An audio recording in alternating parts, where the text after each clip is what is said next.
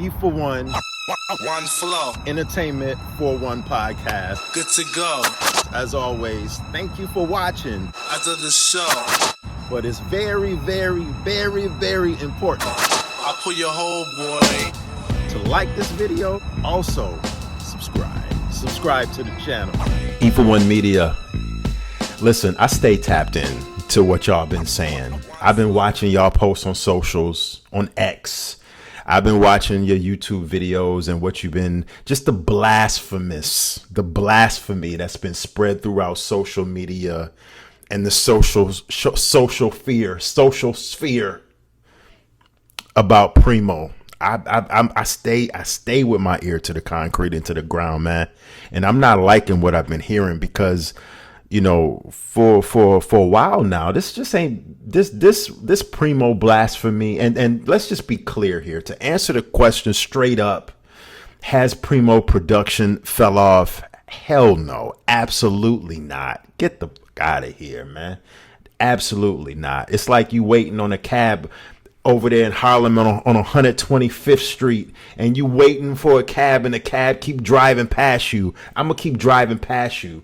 Every time I hear Primo slander, I'm not even gonna look to try to let you in the car or let you in the Uber. I'm gonna keep driving past you, straight up. Like this is like gonna be my focus for the whole time. You slandering Primo.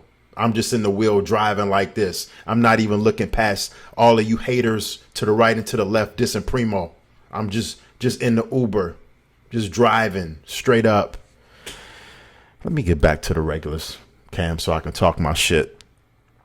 Primo, ever since this Primo slander just didn't start with this Rock Marcy album that dropped on Friday. This literally started maybe about a year ago when Primo and Nas dropped that track, that little warm-up heater song, What Defines My Name, right? Man, I did a whole video on it. Check my channel when that song came out a year ago, almost a year and a half ago.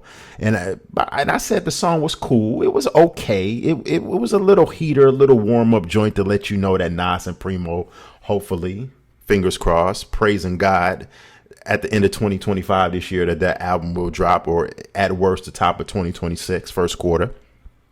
That was just a little warm-up song, and yeah, it was different from what we previously heard from Nas and Primo, but I mean, it's still Nas and Primo. So the slander roughly started around a year ago, and truth be told, Primo is not as active as he once was as far as producing beats. Primo used to lace everybody for beats. You want a beat from Primo, you get a beat from Primo. You get a beat from Primo. But Primo is like, you know what I'm saying? He's kind of like been a little bit more reserved and selective about who he gives his tracks to. It's not like back in the day where Afu Ra, he would do a whole album by Afu Ra. No slander towards Afu Ra, but everybody could get Primo to do a whole album for them or a track. But it's not like that no more. Primo has been real on the DL, you know what I mean? And now that he is getting ready to release this album with Nas, he's laser focused with Nas, and Nas is laser focused with Primo to try to get this material out. But just to give you a rundown of some of the things that Primo has did, I would say over the last 2 years, let's just take a look at some of the stuff that Primo has done. One of my favorite Primo songs of all time, and I remember I was talking to this shorty about a year ago, and I told her, like, this is probably the hardest Primo track that I ever heard. And she agreed with me that it was a dope track, but she really wasn't agreeing with me that it was the hardest Primo track ever. I mean, listen, how can you say that, right? Primo's got songs with Big, Unbelievable, songs with Hove, you know what I'm saying? He's got songs with legendary songs with Nas and Jeru the Damager and everybody else, you know what I mean? But to me, Teflon song Out the Gate, track number 2, as you can see, on his Two Sides to Every Story album, that track was the hardest, most bangingest Primo track ever.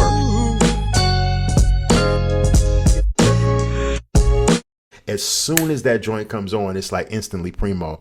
You hear the piano in the background, the piano loop, and that beat just drops and you hear Primo doing the scratching.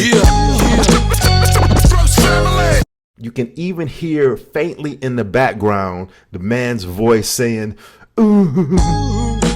It's just so raw. It's just such a raw element that's added onto that song that makes it the instrumental is just so nice and so clean and so classic Primo. As soon as it drops, I love it. You know what I mean? So that's my favorite Primo track. If not of all time, that's definitely top 5 Primo tracks of all time. If Nas got tracks like that on his upcoming album with Primo, listen, it's about to be a problem. It's already going to be a problem, but they going to listen. Nas and Primo going to shut all you haters down in a couple of months. Just stay tuned. I want y'all to keep that same energy and come back to this comment section and put y'all comments in the comment section when Nas and Primo drop this album in a couple of months. But yeah, Primo has been on the low, 2023. Like I said, Teflon, he did some production on there. As you can see, he did the West Side Gun and Rome Streets track, Runway. He did that little sporadic production here and there. And then he did the Define My Name, like I mentioned. He did a track for the Dog Pound, which I thought was a pretty dope song. RBX, Lady of Rage. Dog Pound was on there. Corrupt, Daz was on there. Who the Hardest? I like that track.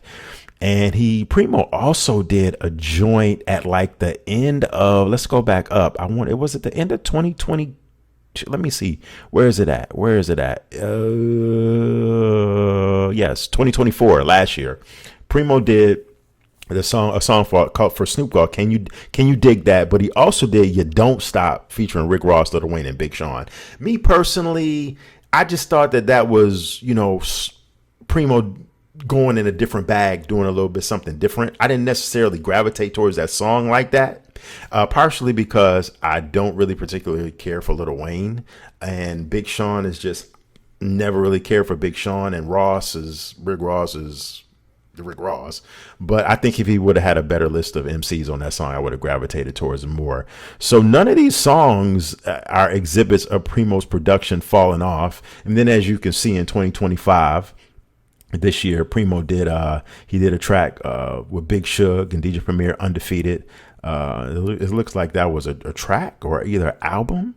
And then the Redman, I know he did the La La La remix, which I thought was okay, and that featured Method Man. And then the Rock Marciano album that literally, let's take a look at the track listing that just dropped like 2 days ago. People have been slandering this album for some reason. I've heard people shit on this album, shit on certain songs on the album. And, I just don't get it, because I think the album, for it to be a quick little EP, I think it's pretty dope. The Armani Section song, very smooth, very laid back. That song came out a couple months ago. I liked that song when it came out. It grew on me very heavily. Then the Prayer Hands dropped 2 weeks ago. I loved that song as soon as that came out, as soon as I heard it, because it's that classic Primo sound, once again with the piano loops and then the scratching, and he, scratching Guru's voice in there. Prayer Hands, I thought that song was dope.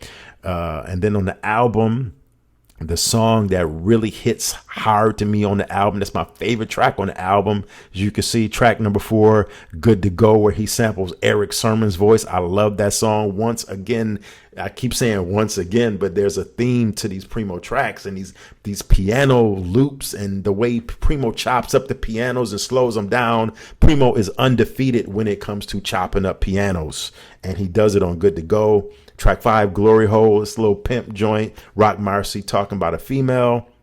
And then track 6, 7, and 8 are a little bit more towards the end of the EP, a little bit more slower, a little bit more laid back. But this is the thing that I think a lot of y'all out there don't really realize. And once again, I thought this album, this Rock Marcy Primo EP was a pretty solid effort. Let's go back to the regular screen so I can talk my shit. What a lot of y'all don't realize is that being a good producer means that you have to adapt to the elements of the artist that you're working with. And I think a lot of y'all motherfuckers don't realize that. What I mean by that is, I'm going to take my time with this. When Quincy Jones locked in with Michael Jackson on Off the Wall, Thriller, and Bad, Quincy had to adapt, sit down in the studio and discuss what direction him and Michael wanted to go through on each one of those 3 albums.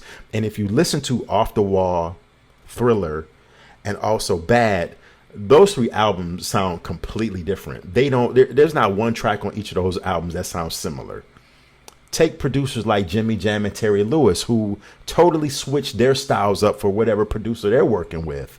Jimmy Jam and Terry Lewis have produced songs for obviously The Time, Morris Day, Alexander O'Neal, Fake. Those songs that Jimmy Jam and Terry Lewis did for all of those artists I just named and Janet Jackson, those songs, and they did Janet's albums and one of her most popular albums they did. When Jimmy Jam did those songs for those artists, and then they flipped it and worked with a new wave act like the Human League and came out and produced the song Human, I'm only human, born to make mistakes. When a lot of y'all probably don't even know that Jimmy Jam did that. Y'all need to look that up on YouTube. They adapted to the artists that they were working with and turned their sound into something tailor-made for them.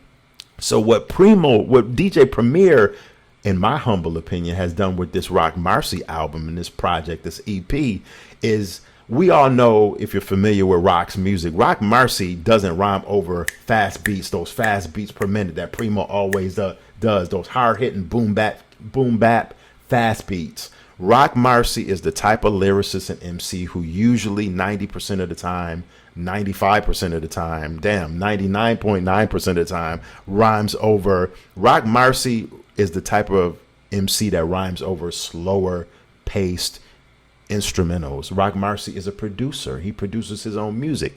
So the beats that Rock always rhymes over are more slower, heavy sampled, melodic type of beats. So I'm assuming what Primo did was he got with Rock Marcy, they got together and they were like, listen, this is what might work for you. And Primo tailor-made his production style for Rock Marcy. Hence why tracks 6, 7, and 8 towards the end of the EP are a lot tracks. It was a Rock Markable, Travel Fox, and Execution style are more laid back because that is what we're used to hearing Rock Marciano on. And so you have to realize the job of the producer and the job of the artist. And I think a lot of y'all out there that's slandering Primo and talking about his production has fell off over the last couple of years, and Primo don't hit right now the way he used to hit 20, 30 years ago, because Primo has been in the game for damn near 35 years, almost close to 40 years. I think y'all just don't know the task that the artist and the producer, when they get together, what they do. And you need to know that before you start shitting on producers that are legendary. Straight up, Primo is he is my favorite producer in the game. Literally my top 2 hip hop producers of all time, if not number 1, which he is number 1. If there was one producer out there, hip hop wise, that I could say I would want to produce the soundtrack of my life, it would be DJ Premier. Leave a comment in the comment section. Let me know what you think, because I'm telling you right now, and I've heard this shit before too. Well, I don't know if DJ Premier and Nas can have the same kind of collaborative album like Pete Rock and Common had. Well, in a couple months, all of y'all out there, all of you haters, are going to get a nice cold glass of some shut the up, because when that Nas and Primo album drops, and it's a banger and it's a classic, I don't want to hear none of y'all bullshit. You hear me? You heard? Leave me a comment in the comment section and let me know your thoughts on Primo. Has his production fallen off? Maybe you might think, maybe you crazy, maybe you KZ, maybe you KAZY, and you crazy. You think it totally different than what I'm thinking. But leave a comment, and I want to know straight up. You've been watching the Entertainment for One, E for One podcast, E for One Media. And until next time, you already know the deal.